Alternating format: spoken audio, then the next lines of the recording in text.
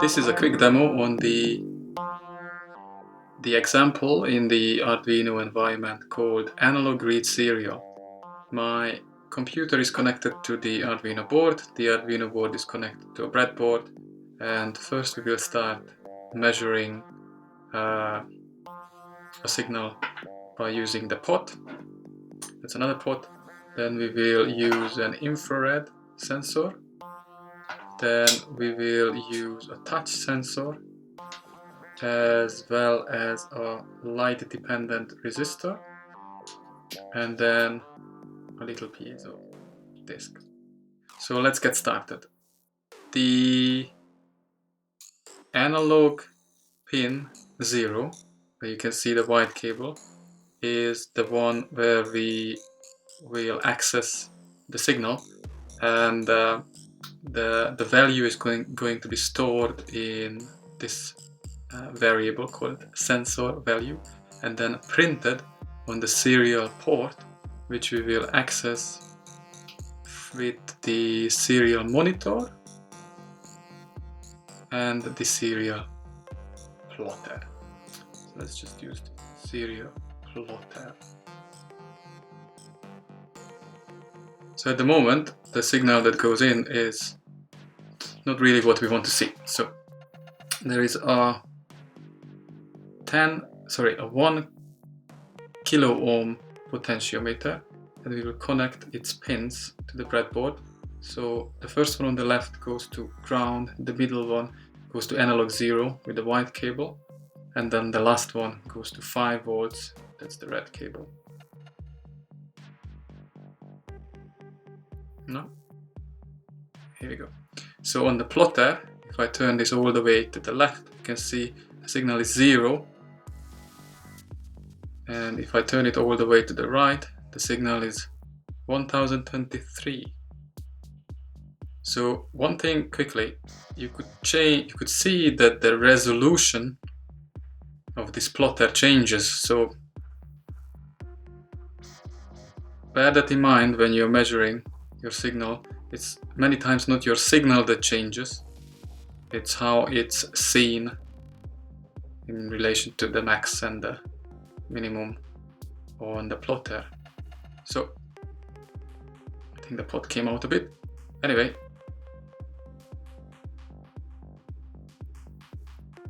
that's it.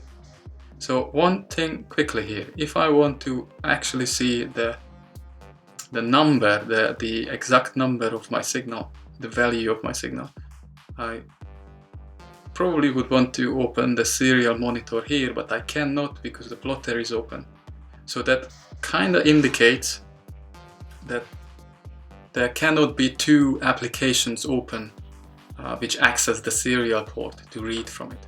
This is going to come handy if you keep it in mind when you interface with different software like SuperCollider Max and processing. So I couldn't do it, I couldn't send a signal to two of these mentioned applications simultaneously from the Arduino.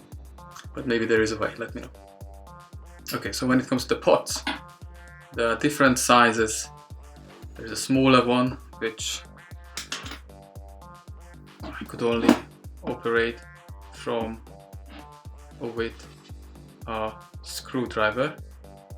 This one you could add a knob on if you wanted to. You could buy that in even Maplins.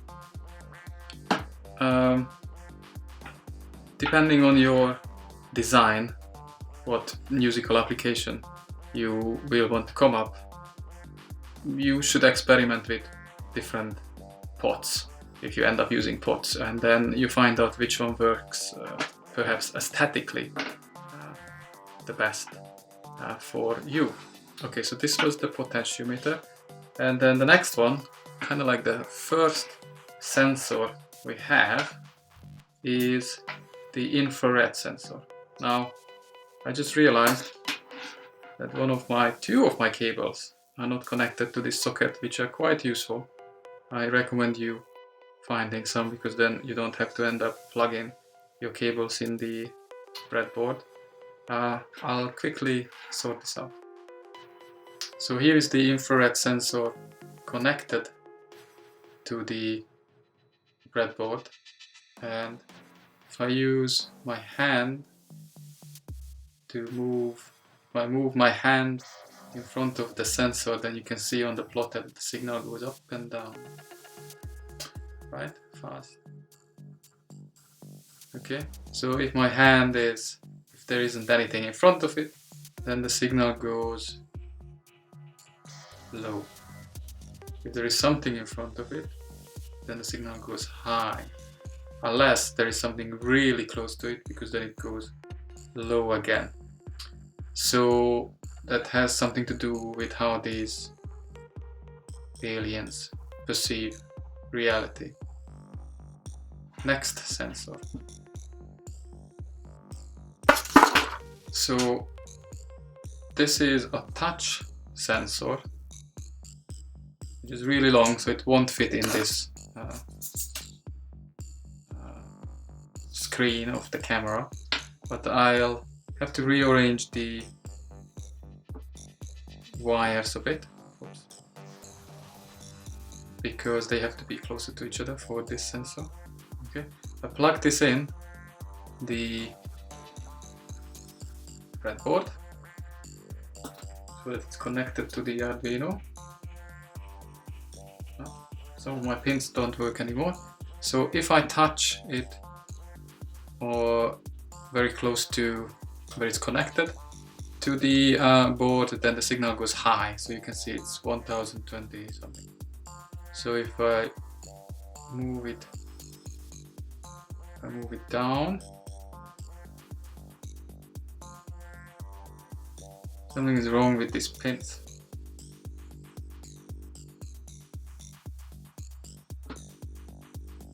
So high, lower, lower, lower, lower, lower, lower, and if I touch it at the very end, see it, then it should go down to 0. Okay. The other thing you can do with this is you can slide your finger or maybe something else on the sensor, and then you can have smoother transitions. This could come quite handy when designing an instrument. Okay, and then next one of my favorites is the light dependent resistor. So we rearrange the cabling a bit. Let's say ground goes here. We connect one leg of the LDR, the light dependent resistor, to ground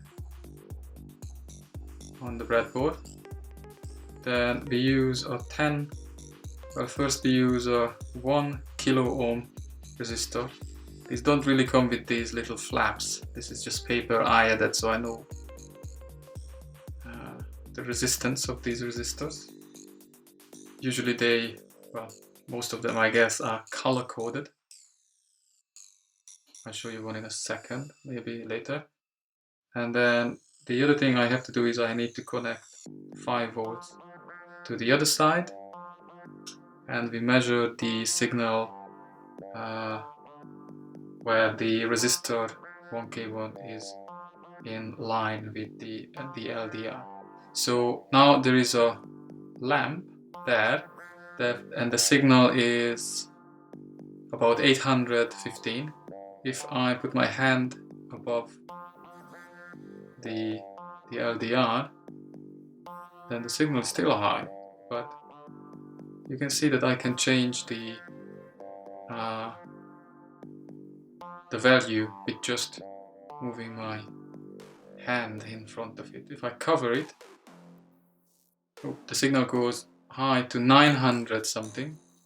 If there is